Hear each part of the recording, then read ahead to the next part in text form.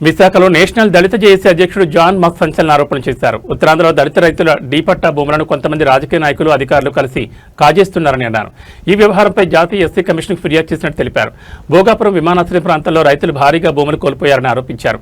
దళిత రైతుల భూములతో వ్యాపారం చేస్తున్న వారిపై చట్టపరమైన చర్యలు తీసుకునే వరకు పోరాటం కొనసాగుతుందని హెచ్చరించారు. మీడియా సోదరులకు అందరికీ నమస్కారం. నా పేరు జాన్ మాస్కు, national Dalit JAC national president, national Christian board national president. ఈ కొంతకాలంగా ఉత్తరాంధ్రకు చెందిన కొంతమంది దళిత రైతులు వాళ్ళ భూములను డీపట్టా ఇనాం భూములని కొంతమంది అక్రమార్కులు లాక్కొని రియల్ ఎస్టేట్ వ్యాపారం చేస్తూ వాళ్ళ భూములతోని పబ్బెం గడుపుకుంటున్నారని మా దృష్టికి వచ్చింది. ఆ తర్వాత ఉత్తరాంధ్రలోని కొన్ని ప్రాంతాల రైతులను తీసుకొని నేషనల్ ఎస్సీ కమిషన్ని కలవడం జరిగింది. నేషనల్ ఎస్సీ కమిషన్ వారు గవర్నమెంట్కి ఒక లెటర్ పెట్టారు. ఉత్తరాంధ్రలో ఉన్న దాదాపు 8,000 కోట్ల రూపాయల భూములని, డీపట్టా ల్యాండ్ భూములని రియల్ ఎస్టేట్ వ్యాపారులు, నాయకులు, కొంతమంది రాజకీయ నాయకులు ప్రభుత్వ ఉద్యోగులతో కలిసి కుంభంకయ్యి దాన్ని రెగ్యులేషన్ చేయించుకోవడానికి ప్రయత్నించి కొన్ని భూములు ఆల్రెడీ రెగ్యులేషన్ కూడా చేయించుకున్నారు.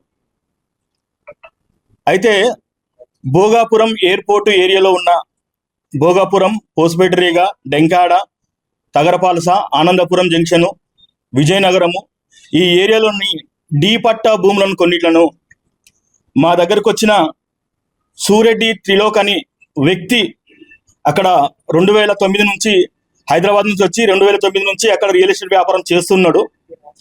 ఆ సూరెడ్డి త్రిలోక్ అనే వ్యక్తి ఇప్పటి వరకు దాదాపు 150 ఎకరాల వరకు డీపట్టా ల్యాండ్లు రైతుల దగ్గర 10 లక్షలకు 5 లక్షలకు ఎకరా లాక్కొని దాన్ని వేరే కంపెనీలకు, వేరే వ్యవస్థలకు, సంస్థలకు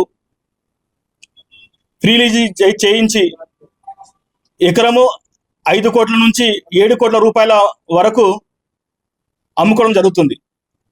ఇదే త్రిలోక్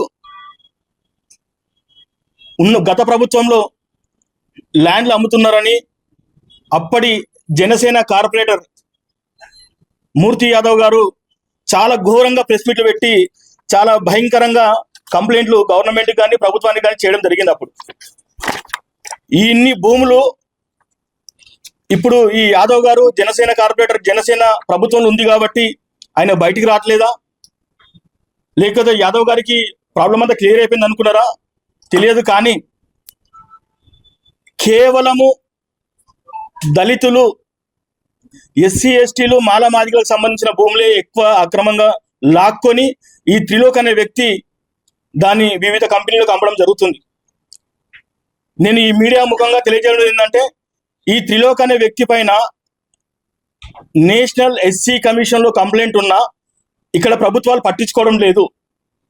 త్రిలోక్ అనే వ్యక్తి ప్రభుత్వ ఉద్యోగుల పేర్లు చెప్పి మా వెనక మినిస్టర్లు ఉన్నారు, మినిస్టర్లకి ల్యాండ్ అమ్ముతున్నాము అని మినిస్టర్ల పేరు చెప్పుకొని ఈయన అక్కడ దందాలు సాగిస్తున్నాడు. త్రిలోక్ అనే వ్యక్తి పైన ఇంతకుముందు భోగాపురం పోలీస్ స్టేషన్లో ఒక కేసు ఉంది. మందిరాలను తొలగించి, చిన్న చిన్న మందిరాలను తొలగించి వాటి దగ్గర ఆ ప్లేస్ కూడా ఆక్రమించుకుండని ఆ విగ్రహాలను తీసేసిన కేసు కూడా ఇప్పుడున్న ప్రభుత్వం పట్టించుకోవట్లేదు. అసలు మేము దళిత్ జేఏసీ తరఫున డిమాండ్ చేస్తున్నాం, ప్రభుత్వం ఏవైతే డీ పట్టా ల్యాండ్లు, అసైన్ ల్యాండ్లు లాక్కొని వీళ్ళు వ్యాపారాలు చేస్తున్నారో వీళ్ళని త్వరగా పట్టుకొని డీ పట్టా ల్యాండ్స్ భూములను అమ్మాలన్నా కొనాలన్నా ప్రభుత్వం అనుమతి కావాలి. లేదంటే ఆ డీ పట్టా ల్యాండ్ల ద్వారా ప్రభుత్వం తీసుకోవచ్చు.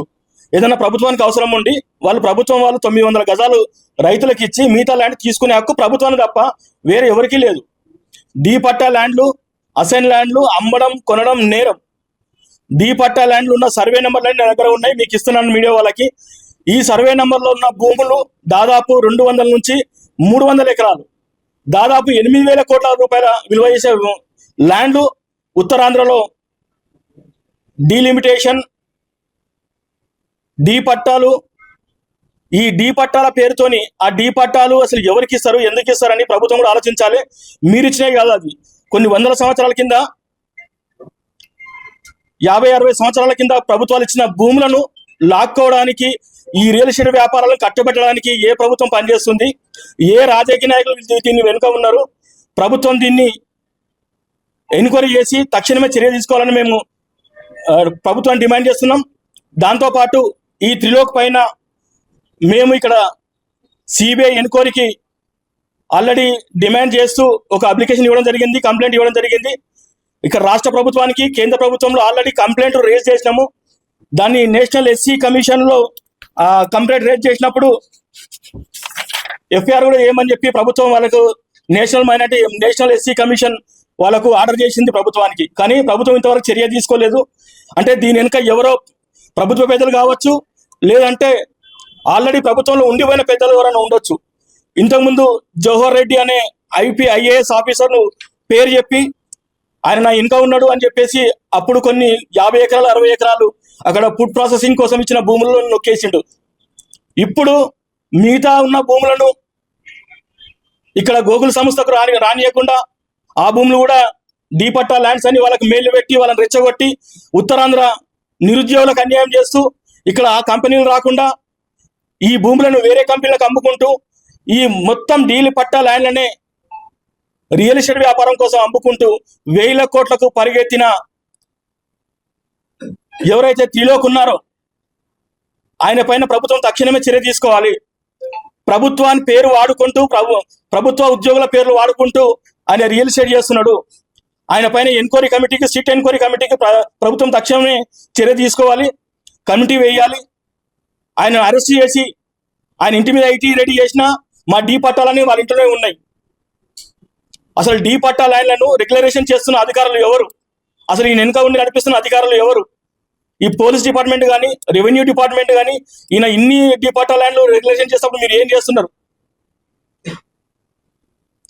కాబట్టి ప్రభుత్వం ఈ త్రిలోక్ పైన చర్య తీసుకోకుంటే ఉత్తరాంధ్ర వ్యాప్తంగా దళిత సంఘాలన్నీ కలిసి భారీ ఎత్తున ఉద్యమం చేయడానికి రెడీ అవుతున్నాయి. తస్మత్ జాగ్రత్త. ఈ త్రిలోక్ అనే వ్యక్తి ఎక్కడున్నా ఆయనను పట్టుకొని విచారించవలసిందిగా ప్రభుత్వాన్ని వేడుకుంటున్నాం.